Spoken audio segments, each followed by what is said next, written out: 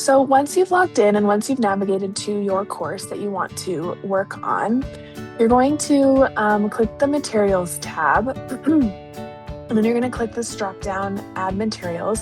And first I'm going to show you how to add a Padlet. Now I have my Padlet here. This is the Padlet that I am going to be adding to my course. I'm going to go back to my course. I'm going to click Add File, Add a Link. Now I need to go back here and I need to find my link. So I've copied my link here. Let me go back. I'm going to paste the link into this box here. I'm going to title this Padlet Introduction.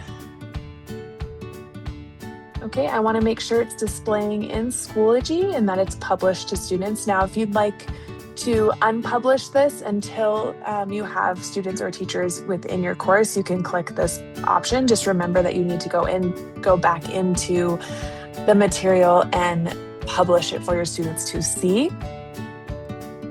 All right, we're going to add. So once I click here, my Padlet will show directly in Schoology, which is a really great feature. It keeps all of your students and teachers within the platform and not navigating between different tabs. So that is how you add a Padlet to your course.